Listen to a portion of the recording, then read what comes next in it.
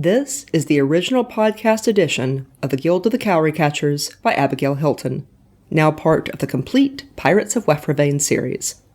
The books are available as audiobooks, ebooks, and paperbacks. This podcast originally aired from 2010 to 2014. Stick around after the story for commentary from me, the author, more than a decade later.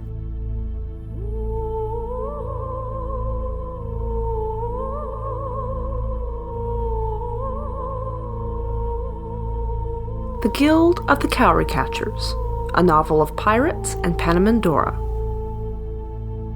Written and narrated by Abigail Hilton. Book 1, Embers. Warning: this novel was intended for people who shop in the grown-up section of the bookstore. It is not intended for children or young teens. If you need to ask whether you will be offended, you probably will. Chapter 1. The Captain of Police. Beauty is goodness. Mochella, sacred text. The priestess entered her temple through the inner sanctum and paused for a moment at the edge of her sacred pool. A smear of blood from last night's sacrifice had discolored the white marble at the pool's edge, and she splashed it clean before turning away.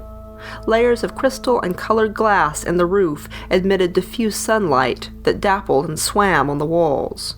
The priestess drew a deep breath and opened the silver inlaid door, the only visible exit from the room. She passed through a curtain of colored beads and bells, down a short passage, unlit and filled with incense smoke, through two more curtains, one opaque and gauzy, the other light and sheer. She stepped into the outer sanctum, an octagon with pools all round the edges.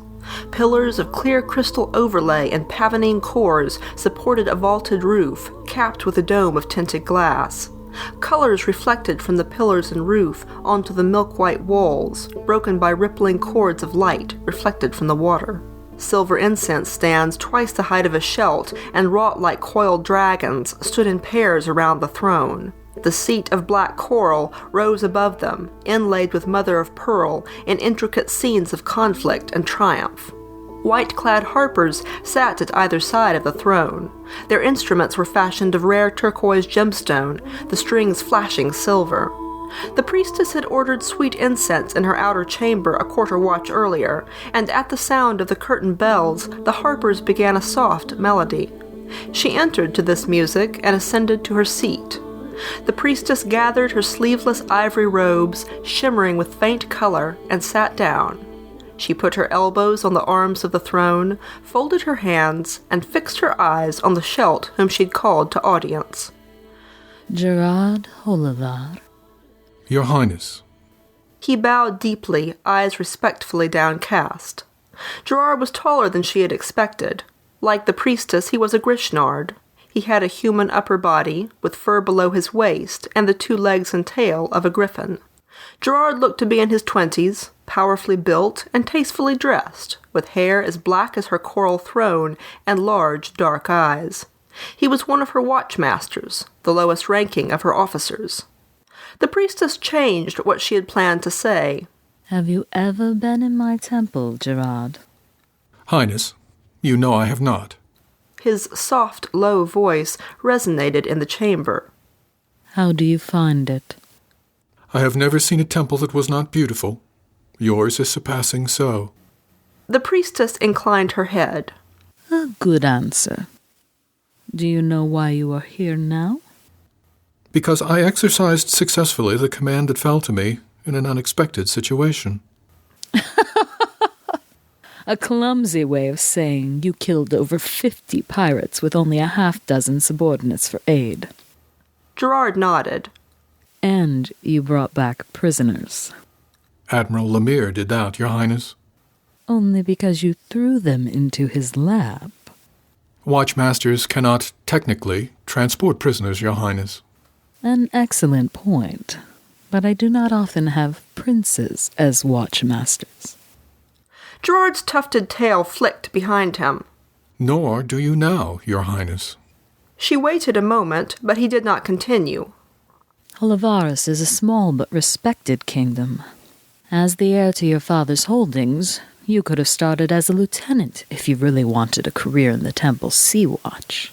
Why start at the bottom, Gerard? His tail flicked again. Surely you know, lady. I want to hear it from you. I have been disinherited because my choice of mates was not to my father's liking. My younger brother will inherit. She could detect no emotion in his voice, no hint of what he thought about it. Look at me, Gerard. He raised his head. To look directly at the priestess was irreverent and impious unless she expressly gave leave. Their eyes met, and she saw him swallow.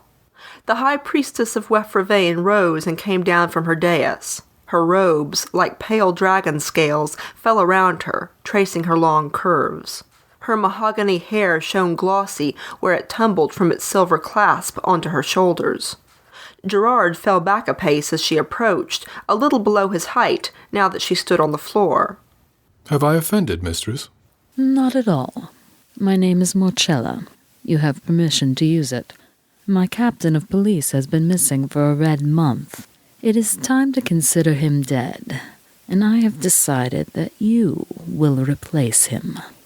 In that role, you answer only to me, not to anyone else, including Sylvia Lemire. Is that understood?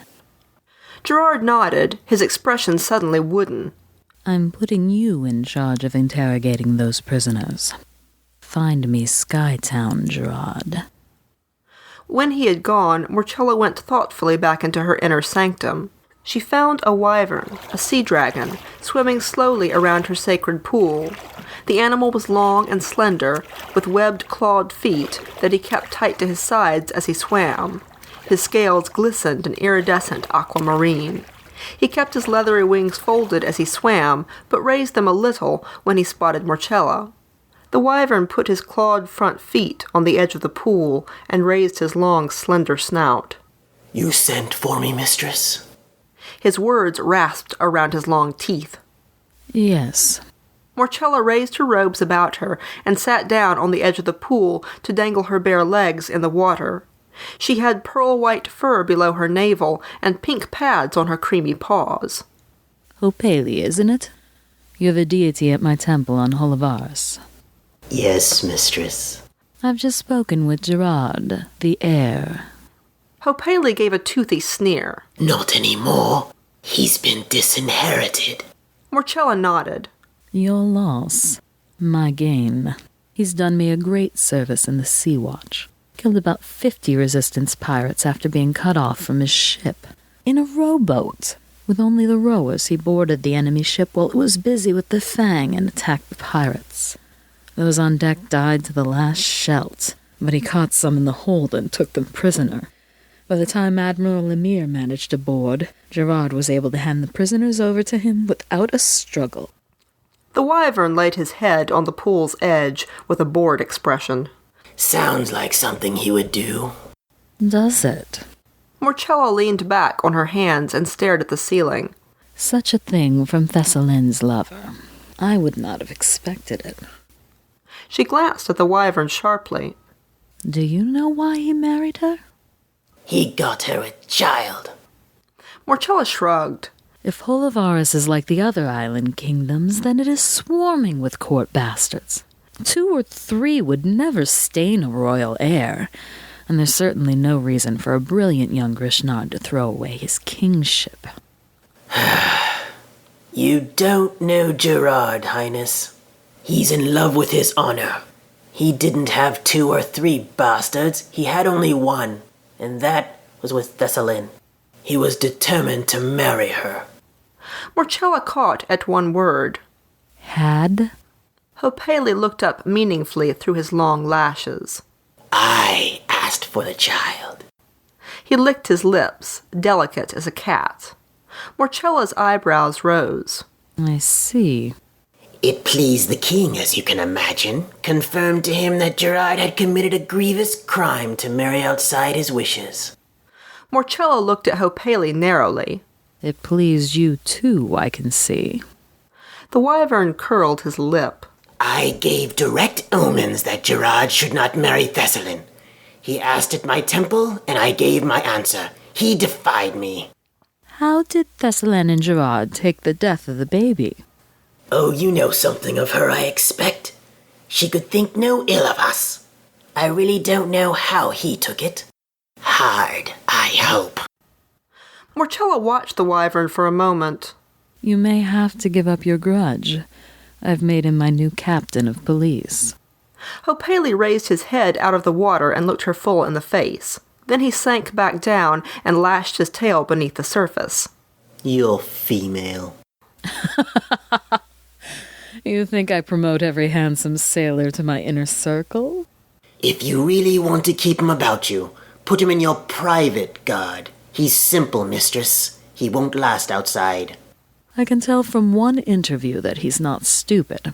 He's resourceful, and he's a survivor. I need someone like that over the police. Hopeli shook his head. I don't mean he's stupid. He's just all of a piece. He doesn't bend. He'll never survive among your officers. He'll bend to me. Nothing else matters. Hopeli shrugged with his wings. Do as you wish. Collar him and keep him on a chain in your inner sanctum for all I care. Marcella frowned. You presume too much on my good humor, Hopeli. He bowed his glistening head. A fault of mine, mistress. I apologize for my impertinence. Good night, Hopeli. When he was gone, she went to the other end of the sanctum and rapped twice on the floor. A wyvern no longer than her forearm shot from beneath the pool and vaulted out of the water with one beat of its leathery wings. It landed with a soft, wet plop in front of Marcella. The wyvern's voice came in an excited yap. Yes, mistress. That order I gave earlier about Thessaline, is there still time to reverse it? The messenger glanced about nervously. Yes, if I go immediately, mistress. Go. Marcella lingered a moment, staring into the empty pool. Outside, the sun was setting, playing streamers of soft, colored light across the gently undulating water. Thessaline. Gerard, you do not know it, but you have saved her life tonight.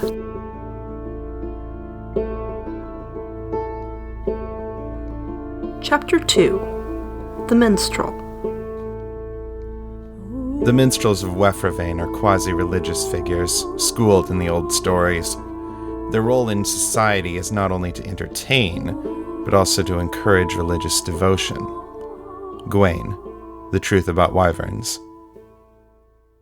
Gerard found his friend and mount, a griffin named Alsair, waiting for him outside the priestess's sanctum.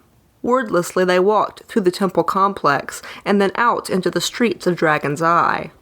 Well? Demanded Alsair, as they started into the press of Shelts, coming and going in the late afternoon rush. Gerard shook his head. What did she say? What was it all about? Alsair butted Gerard playfully with his beak. Their heads came to the same height when they were both standing. You can't say nothing, not after an audience like that. They had been together since childhood.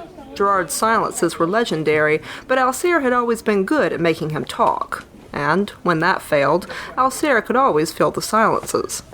Gerard shook his head. Not now. They were coming to the marketplace. Throngs of Shelts hurried home as the day ended. They were mostly Grishnards. A few Shavier fawns, Pegasus Shelts, moved furtively in the press.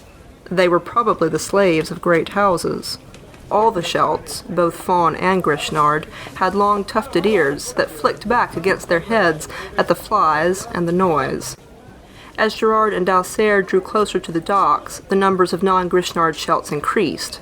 A filthy urchin, probably a pickpocket, darted across the road, and they saw the flash of his red fox tail. Well, there goes a long-lost relative of our dear Admiral, muttered Alsair. Shall we invite him to the ship and ask their relation? Gerard did not honor this with a reply. Silvio Lemire was a fox Shelt. Rumor had it that he'd risen to his post from the slums around the docks. Did he do you a favor by trying to kill you? Asked Alsair. Was the priestess impressed with what you could do with one rowboat and a few rowers? Especially when you'd been intentionally stranded among enemies? We don't know Lemire intentionally stranded me. He strongly suspected it, but he did not know. Well, I do. He locked me in the hold. Anyone could have done it, perhaps even by accident. You know as well as I do that Lemire ordered it, and someday I'll pay him back. He made a sharp clicking sound with his beak. Gerard frowned. Stay away from him, Alsair. He's afraid of griffins, and Lemire is the sort of Celt who gets vicious when he's frightened. They stopped in front of an inn, the grandest on the waterfront, with high arched ceilings reminiscent of some noble's audience hall. 2 hulking Grishnards loitered near the entrance, making sure that none of the dock's riffraff bothered the patrons. Every Celt inside was almost certainly a Grishnard. Alsair snickered. Do you think they'd toss Lemire off the dock if he came here without his insignia and bodyguard? Probably. Gerard pushed open the door. I don't want to talk about him anymore. But you haven't. Complained Alsair. Only I have. Hush. At the far end of the long, elegant common room, someone was singing to the music of a harp. Her voice had the haunting quality of doves at dawn, or the high and lonely cry of a falcon. She sang one of the temple songs about wyverns and their coming to the islands of Wefravain. She sang all the verses, the very old ones, unfamiliar to most Celts. She sang of the terrible wizards, the shapeshifters, mind parasites, slavers. They had come upon the islands in ages past, and they brought fear and pain and death. She sang of how the Firebird had sent the wyverns to free the Celts of Wefravain. The song might have been dry as dust in the mouths of some temple harper, but for her, the song opened like a flower. Go, stretch your wings, friend. Gerard told Alsair. Hunt on the ocean, I'll envy you. Alsair snorted. You won't even think of me. But Gerard was already gone. He forced his way through the crowd around the singer, using his height and broad shoulders to muscle them aside. She was a Grishnard with glossy golden hair, so pale that it was almost white in the lamplight. Her eyes, too, were white, and they shone as though she saw visions and not the crowd around her. In truth, she did not see them, for she was blind. As the last notes of the song faded, Gerard reached her and scooped her up in his arms, catching the harp with one hand. Several Celts in the crowd protested, but Gerard ignored them and carried her away. At the foot of the stairs, the innkeeper met him with protests. My wife, said Gerard, has more than filled your hall. She's paid for our room 10 times over. Good night. Thessaline nestled against his chest. Did you see her? She whispered. Did you see the priestess? I saw her. He did not speak again until he'd reached their room and unlocked the door. I saw her and I spoke to her. She is beautiful and terrible as they say, but she was not as beautiful as you. Thessaline smiled and shook her head. She had never seen her own beauty, for she had come sightless into the world. Gerard had always found that a great paradox. No one sees like you do, he'd told her once. I think sometimes you have the gift of prophecy. She denied that, but she did not deny that she had the gift of song. Thessaline had been born to one of the tenant farmers on a little island holding of Hullavaris. Many farmers would have drowned a blind baby girl, a useless mouth in their world of labor. But her father was gentle and soft-hearted, and music ran in his blood. By the age of 5, it was apparent that Thessaline had a great gift, and her family had struggled to save enough to send her to the prestigious school of minstrels on Manse. They found the money, but a recommendation was required from a reputable source. The family boldly petitioned their lord, Gerard's father, to listen to the child and recommend her to the school. He did both. He even paid for her books and supplies, and finally for her tuition when her family fell on hard times the next year. Thessaline charmed everyone, including her teachers. She made her debut tour at 14 and soon had a throng of potential patrons, but she chose to return to her family seat. Hullavaris welcomed her as court minstrel.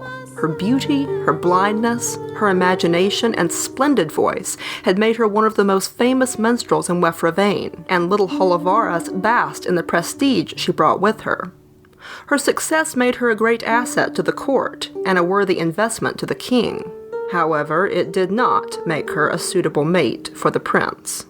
If Gerard had been content to dally with her, his father might have taken no notice. But marriage was different. Thessaline might be beautiful and talented, but she worked for her living, and she brought no dowry. Gerard did not like to think of that last year, so full of darkness and grief. Thessaline might be able to forgive the gods, and he did not begrudge her the peace her faith brought her. She might talk of higher purposes, but Gerard could never forgive what had happened in the temple on Halivaris. We've come far since that night, he reminded himself. It was ironic that he'd retreated to the temple sea watch, but Gerard thought of himself as a servant of the priestess, not of the wyverns. The sea watch offered an honorable, if humble, escape from his family. His problems with his commanding officer, Silvio Lemire, were nothing to the churning sea of troubles he'd left on Halivaris. Gerard set aside Thessaline's harp, a confection of dark, curling wood, half as big as the girl who played it. She nipped at his ear, and he kissed her, but then he set her down gently on the bed and stretched out beside her. You're tired. She said, stroking his ink-black hair. And worried. What's wrong, Gerard? He spoke almost in a whisper. Sing to me, Thess, please. Thessaline had the gift of knowing when he did not wish to be cheered. She sang, in a very soft voice, an achingly sad lullaby for the child they had lost. Yet, like most of the songs she wrote herself, the end was full of light and distant shores and coming home. Gerard made her stop at last. I have to go. Where? To the dungeons. I have to help Silvio Lemire interrogate prisoners. Thessaline stroked his cheek. Why, love? Because I am Her Highness's new captain of police. Thessaline's fingers stopped moving. A long silence. Then... It is work that someone must do. The police protect us. The police drag Schelts from their homes in the middle of the night to pull out their fingernails in basements. He felt her tremble and regretted it at once. Forgive me. I didn't come here to make you sad. You are good. Good things cannot be evil. I don't know about good. I certainly am what I am, and I cannot seem to be otherwise. I will do what I am able. Perhaps I can make the police into something more than an ugly threat. It's no wonder their captains keep disappearing. He stood and kissed her fingertips. Thank you, my dear. I'll be waiting for you, however late you come. Or whatever I've done in the meantime. Or whatever you've done in your lifetime. Chapter 3. The Prisoners. Those with paws eat those with hooves. Just as the Pegasus is food for the griffin, so the fawn is food for the Grishnod. This is right and natural. Morchella, sacred text. As Gerard suspected, Silvio had already come to have a look at the prisoners. Gerard found him in the hallway of the temple dungeons, haranguing the unfortunate guard. Have you been living under a rock for the last 10 years? Do you not know who I am? I know who you are, and I cannot allow you to enter. The priestess has forbidden you access to these prisoners. Can you let me in? Silvio spun around to glare at him. He was a silver-furred fox-Schelt, with hair of the same color and pale blue eyes. He was a vain creature, with a plume of a tail, braided frequently with ribbon and gold thread. His eyes were lined with more coal than Gerard thought seemly or necessary to reduce the glare of the sun. In apparel, Silvio had the unfortunate tastes of the newly wealthy. His clothes were frequently heavy, with cloth of silver, pearls, and exotic furs. Gerard's taste for elegant understatement seemed to annoy him. In fact, nearly everything about Gerard seemed to annoy Silvio. Fox-Schelts were one of the little races. Adults stood no taller than a 10-year-old Grishnard child. Silvio had to look up at most Grishnards, but with Gerard, he had to look even higher. Gerard suspected this had been the original source of Silvio's enmity. However, they hadn't taken long finding other reasons to dislike each other. Gerard spoke to the guard at the cell door. My name is Gerard Halivar, and I think you're supposed to let me interrogate the prisoners. That is correct, said the guard. Her Highness left instructions. Gerard glanced at Silvio's confused expression. I've been made captain of police. Silvio started to laugh. You? Taking Montpierre's place? Me. Oh, congratulations. As a failure, you seem to be a great success. Before Silvio could say anything else, Gerard unbolted the cell door. The guard stepped forward with a torch as he pushed it open. The stale air inside reeked of urine and sweat. Gerard drew his sword, a long, elegant blade that had been in his family for years, and which he'd been ordered to give to his brother before he left. If they want it, He had told Thessalin. they can come and get it. He followed the guard into the cell. Silvio came behind them and shut the door. The guard glanced at him, but seemed to accept Gerard's tacit sanction of Silvio's presence. About 30 prisoners stood or sat in the cell. They'd been stripped of all but their undershirts, and most were huddled together against the underground chill. Only 2 of the group were Grishnards. Most were Shavier fawns, with densely feathered lower bodies, hooves, and feathery tails. One of the group was a Gazumel. Gerard glanced at him curiously. Gazumel were gazelle shelts, and they were rare outside the island of Masia Minor. The Gazumel stood only a little taller than Silvio, with delicate features and wide, liquid black eyes. On your feet. Growled Gerard. They obeyed slowly, sullenly. I am the captain of the temple police, he said, and watched their faces. He saw anger, hatred, and fear, but nothing at all like respect. I'm looking for information about a place called Skytown. Someone snorted. You and everyone else. Gerard moved to stand in front of the speaker, an older Shavier with grizzled hair and creamy white feathers below his navel. You're their leader, aren't you? It was Silvio who answered. His name is Samarin Mel. He's a smuggler and a friend of the pirates. We've been trying to catch him for years. Looks like someone did catch him once. Gerard was referring to the scars of a terrible flogging on the fawn's shoulders and back. Oh, you're setting an example for the others, thought Gerard. Unfortunately for them, it will not be the example you expect. Behind him, the guard cleared his throat. Do you require assistance, sir? Any equipment? Gerard said nothing. His father had never believed in torture.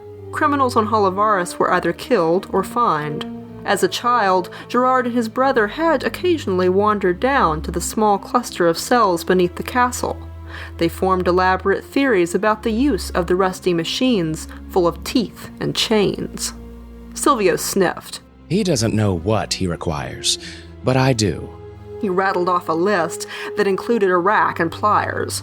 Gerard let Silvio finish, never taking his eyes off the old fawn. Where is Skytown? Who is in charge there? How do they communicate with you? Your kind have always tried to frighten and humiliate other shelts into submission, said the fawn. Now there's something out there that frightens you. You can't control it, you can't bully it, you can't even find it. I'll take that as a no, said Gerard, and lopped off the fawn's head. He stepped back from the spray of blood and the twitching corpse. He was already scanning the cell, watching the prisoners' faces. Behind him, Silvio gasped and then started to curse. Gerard moved to a fawn 2 paces away, also an older Shelt, who had remained calm during his companion's execution. And you? Do you have anything to tell me? By the time Gerard stepped from the cell and shut the door, he'd killed half the prisoners, and the floor was slick with their blood. Silvio looked ready to explode. Do you realize what you've done? He snarled. I think so, said Gerard, shaking blood from one sleeve. You've killed the most valuable prisoners we've caught in the last year. I caught them, thought Gerard. Not you. But he said nothing. A few days on the rack, a few hours with the fire and tongs. Would have produced nothing. They wouldn't have talked or they would have told you lies. Lemire wasn't listening. You killed the best of them. Those Shelts knew more about the Cowry catchers than you know about your minstrel girl's tail hole, and now you've wasted them. I killed the useless ones, snapped Gerard, his temper finally peaked. What they know doesn't matter. It's whether they'll tell us that matters. The message I just sent is this: none of you are too valuable to kill, and you may not get a second or third chance to talk. Some of them are young. Let them think on death without their leaders to advise and encourage them. You're young, raged Lemire. It might behoove you to think on death. Are you threatening me? I'm still your superior officer. I don't need to threaten. Gerard bit back a retort. He turned to the guard, standing with eyes downcast against the wall. Do I have an office? The guard smiled. You do. Then let's go see it. Gerard was relieved that Lemire did not try to follow.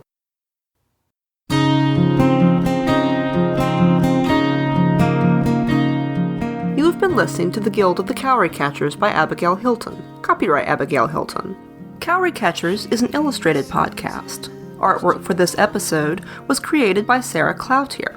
To view these illustrations, and to learn more about this world and its author, visit the website at www.cowrycatchers.com. This podcast included the vocal talents of Nathan Lowell as Gerard, Kim the comic book goddess as Morchella, Jeff McDowell as Hope Haley, Kimmy Alexander as Thessalyn, Norm Sherman as Silvio, Chris Lester as Gwaine, Ryan Stevenson as Alsair, Hughes Hilton as Marlowe, Big Anklevich as Samarin Mel.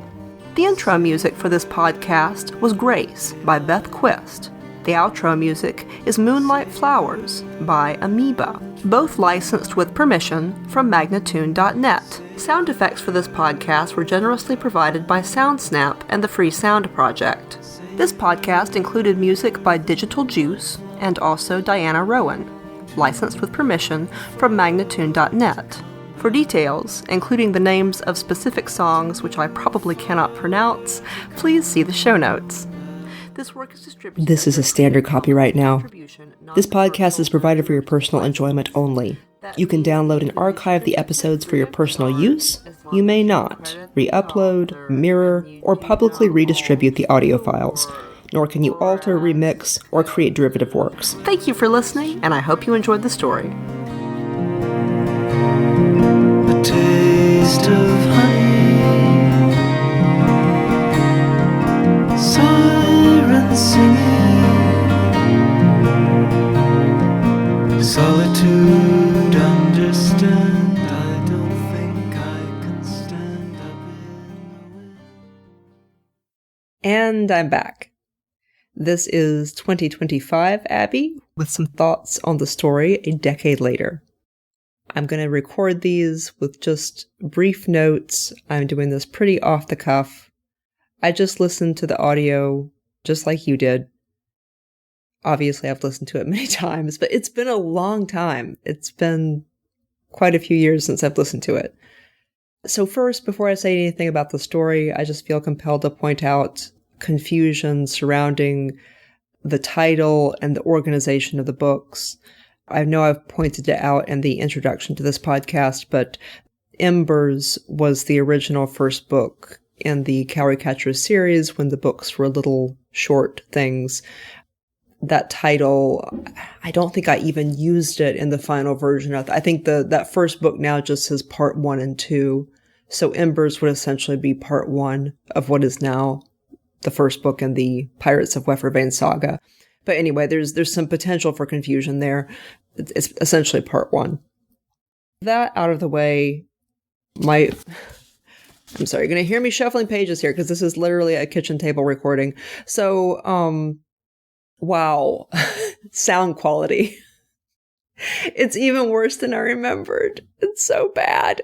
But first I have to say, if you listen to this podcast with really good headphones, you will actually have a much better experience, because one of the problems going on in this fullcast audio is that a lot of all of these episodes were mastered with really high quality for the time headphones that had dynamic sound, and where things that were louder and softer were not necessarily difficult to hear.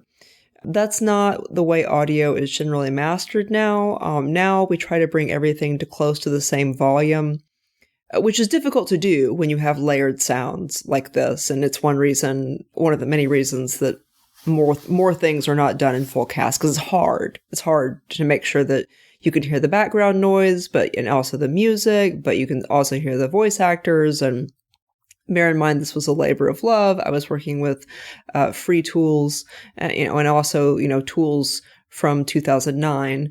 Yeah, the audio in some places is pretty bad. Some of the voice actors also just did not have very quiet environments to record in. Kim Fortner, who was Marcella's voice actor in particular, I think she had like a deep freeze that was going on and off in the back of her audio. And I got a friend who is better than me to try to scrub out as much of the background noise as possible, because I was like, the voice acting is so good, but this audio is so bad. And her files, her sound is still really hissy. When I remastered the audio for the paid version of these books several years later, I went back and went through the whole thing again, and I was able, with better tools and more experience, to pull more of the noise out of a lot of these voice actors' lines, and to bring up the music in some places where it just becomes so soft it might as well not be there. And there's issues with my narration being too loud and some of the voice actors being too soft. So I tried when I remastered the books to fix as many of these audio issues as I could.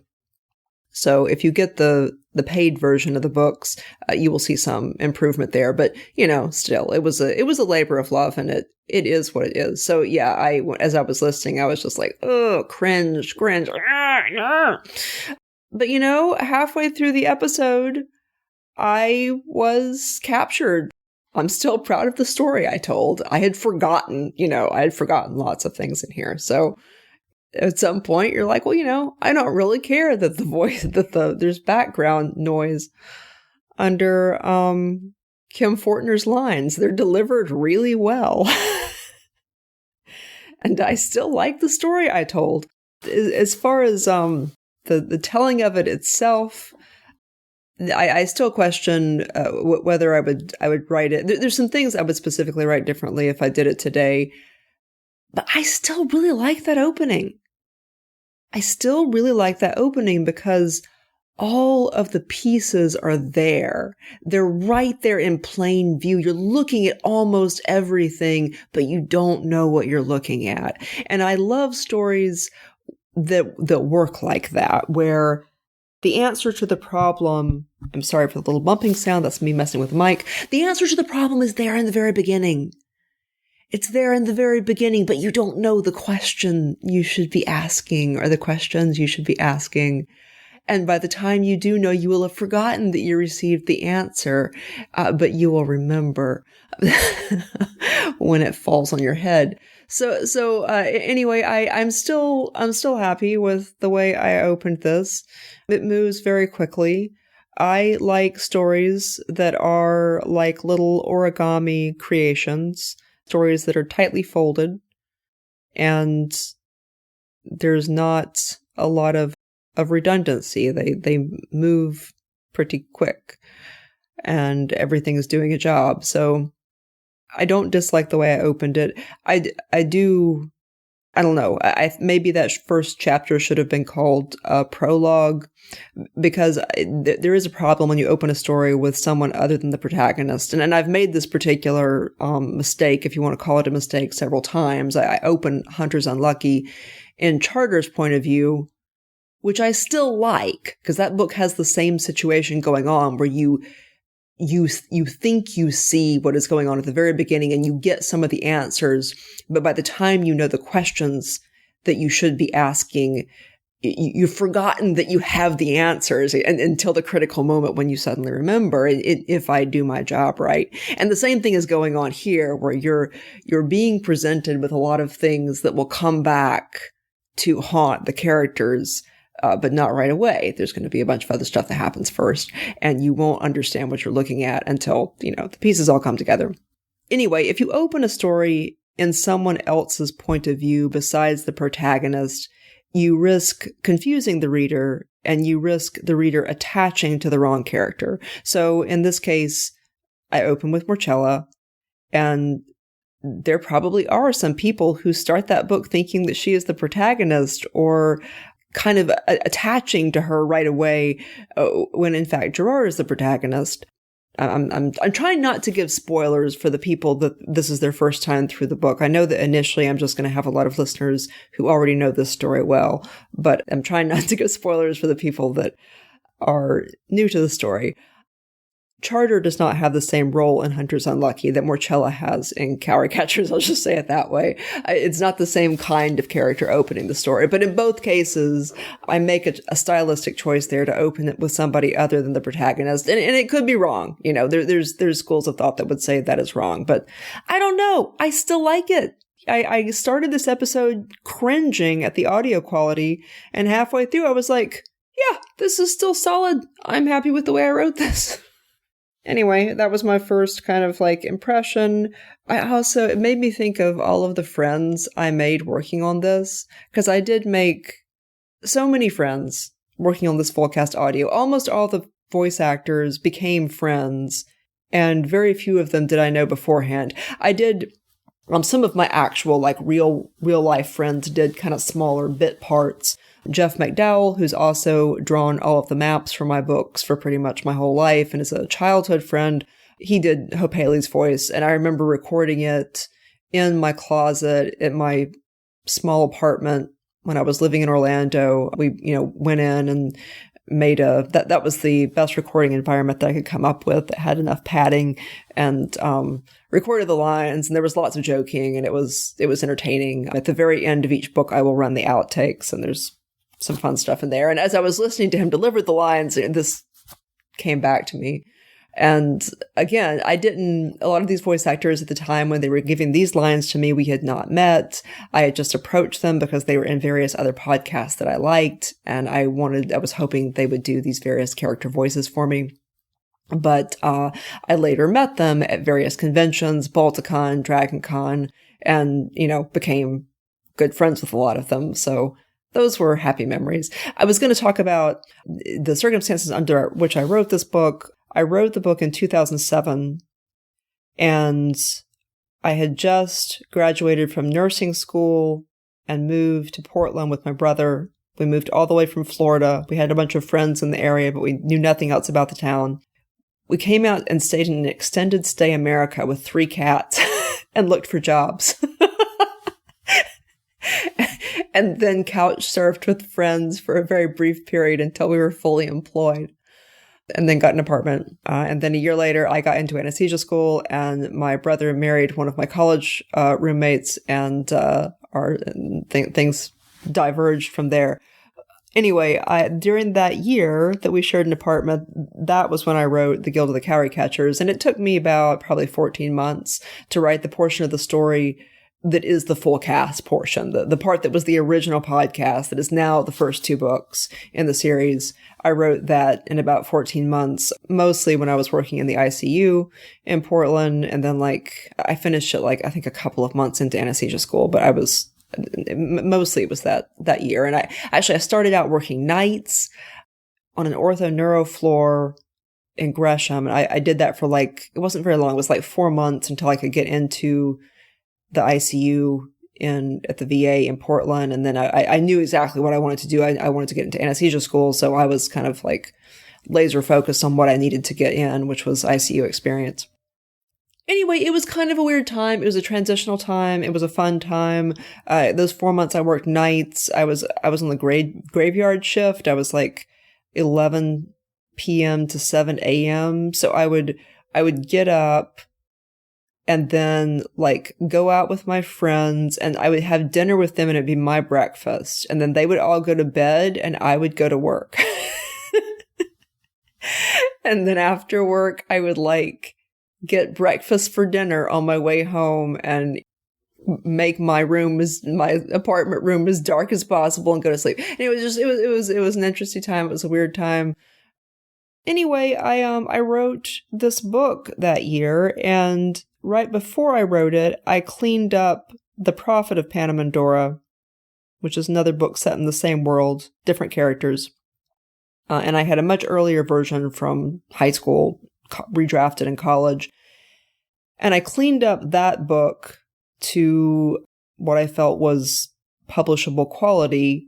And I still think that. That book is the earliest work that is actually, like, appropriate for publication is that book. And that book is still for sale. And maybe I will run it at some point on this podcast. I had already podcasted it kind of as practice before I started working on Cowry Catchers. And Cowry Catchers I wrote it mostly in 2007. I got into anesthesia school. I was working very, very hard. I was very, very stressed. I couldn't write for the first time in my life. I couldn't write.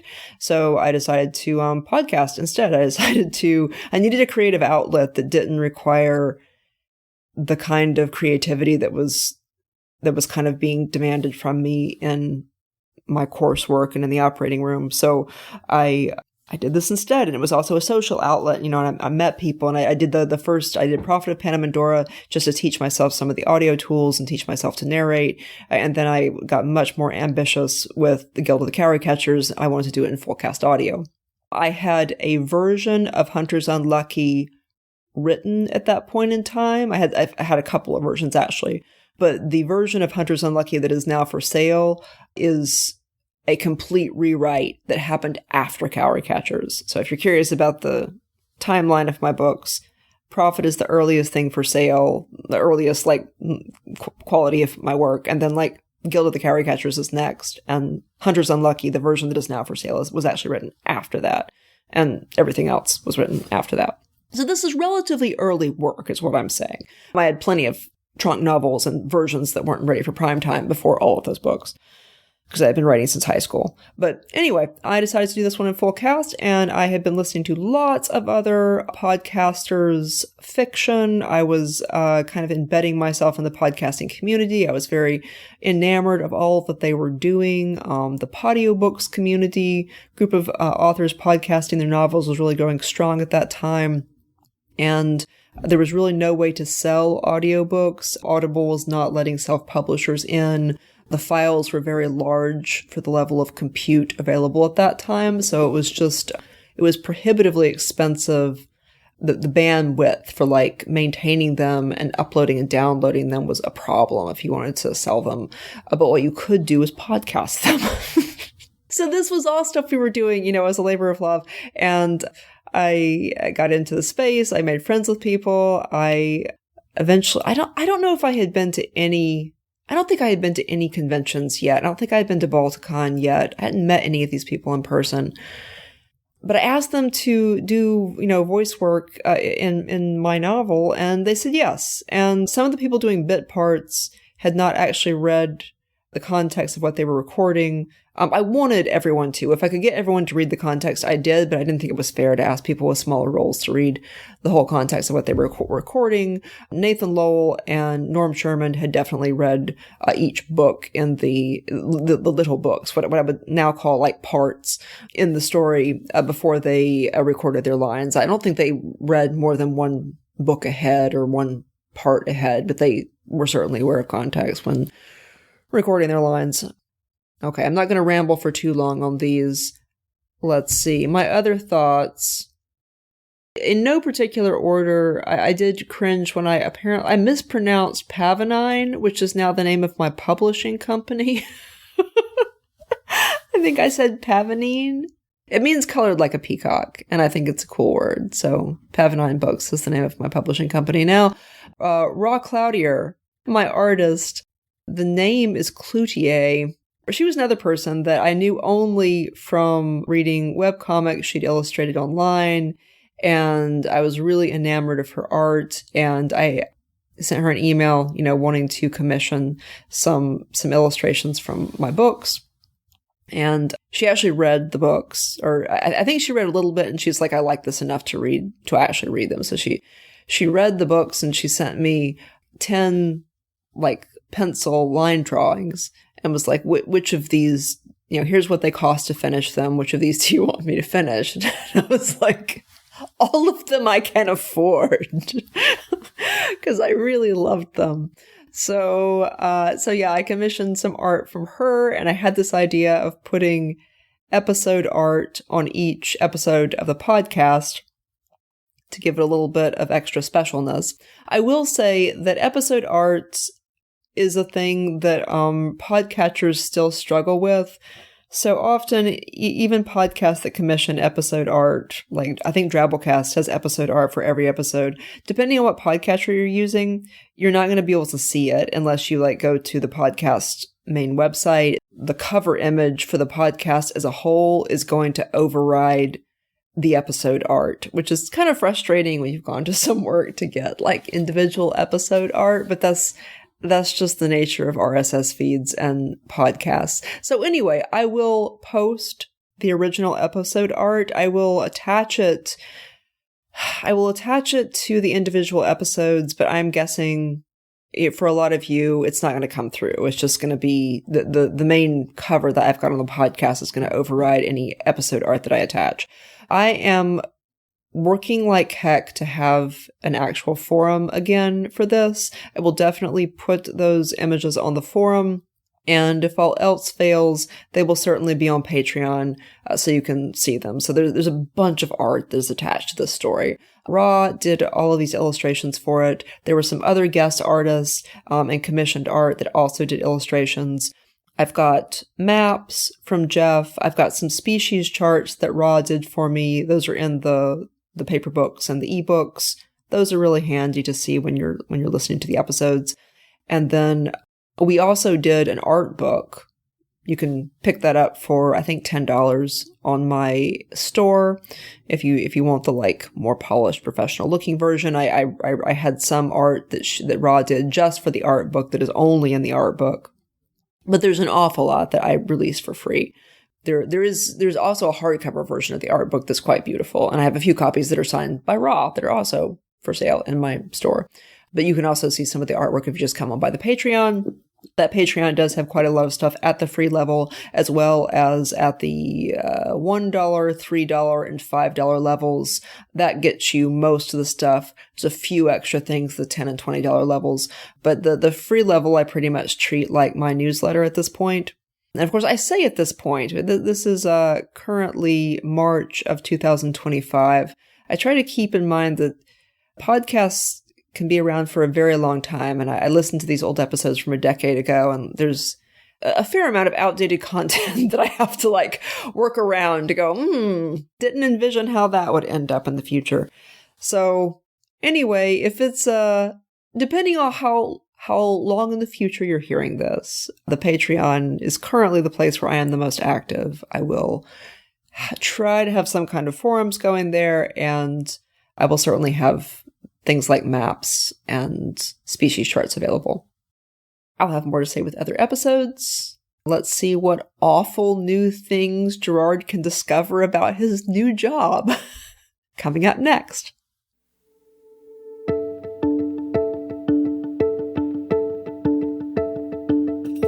This is Abigail Hilton, and you have been listening to the Pirates of Wefravain saga.